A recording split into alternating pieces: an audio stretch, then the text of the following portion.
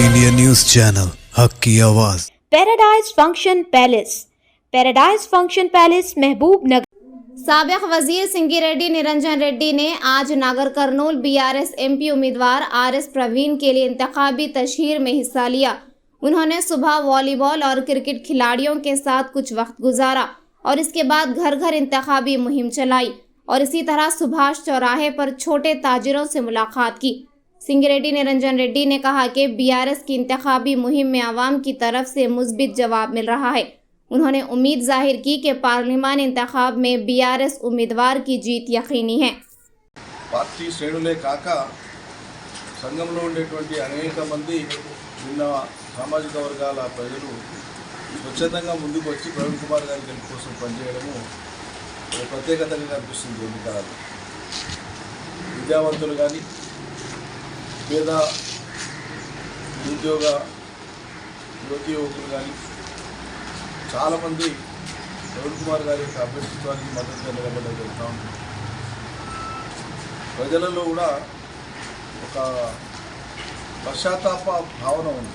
పోయిన అసెంబ్లీ ఎన్నికలలో మేము పొరపాటు చేస్తుంది, నమ్మకూడని విషయాలను అనవసరంగా నమ్మి చెడిపోయినాం అనేటువంటి కొంతమంది పశ్చాత్తాపం, కొంతమందికి అపరాధ భావన, కొంతమంది పడుతున్నారు ఇట్లయిపోయాయని।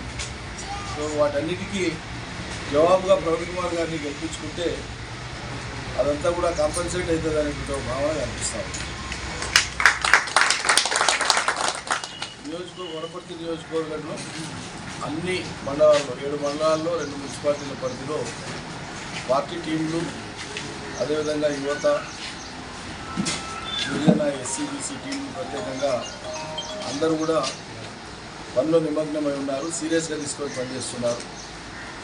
ప్రవీణ్ కుమార్ గారు గెలిస్తే పార్లమెంట్ మెంబర్ గెలిచినట్టు ఉండదు, ఒక అసాధారణమైనటువంటి పార్లమెంట్ మెంబర్ని భారత పార్లమెంట్కి పంపించినట్టు ఉంటుంది అనేటువంటి భావన ప్రజల్లో ఉంది। ఇప్పటిదాకా నాగరికల్ పార్లమెంటుకు వలస వచ్చినటువంటి వాళ్ళే అత్యధిక శాతం, దాదాపు 12 మంది వలస వచ్చినటువంటి వాళ్ళే పార్లమెంట్ మెంబర్లు అయ్యారు నాగరికల్ పార్లమెంట్కి। రాములు జగన్నాథ గారు తప్ప అందరూ వలస వచ్చినటువంటి వాళ్ళే ఇవాళ పోటీ చేస్తున్న వాళ్ళు కూడా।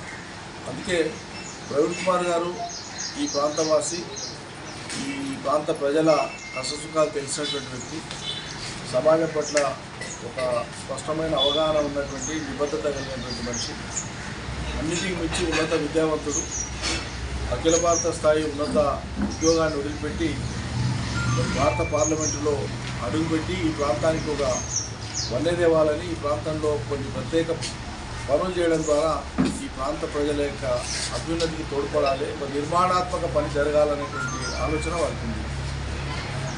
సగటు సాధారణ రాజకీయవాది ఆదతను ఒక సృజన ఉండేటువంటి, భావితరాల భవిష్యత్తును ఆలోచించేటువంటి వ్యక్తి కాబట్టి ఈ అవకాశాన్ని మనం ఎట్టి పరిస్థితులలో చేజారవించుకోవద్దని చెప్పి విజ్ఞప్తి చేస్తూ ఉన్నా। తప్పకుండా మనం అందరం కలిసికట్టుగా ప్రవీణ్ కుమార్ గారి గెలుపు కోసం తోడ్పడాలి। గడిచిన అసెంబ్లీ ఎన్నికలలో కొన్ని కారణాల చేత నాకు ఓటు వేయని వాళ్ళకు కూడా నేను ఇవాళ విజ్ఞప్తి చేస్తూ ఉన్నా, దయచేసి ప్రవీణ్ కుమార్ గారికి మీరందరూ కూడా కలిసికట్టుగా ముందుకు వచ్చి ఓటు వేసి గెలిపించాలని చెప్పి ప్రార్థిస్తున్నాను।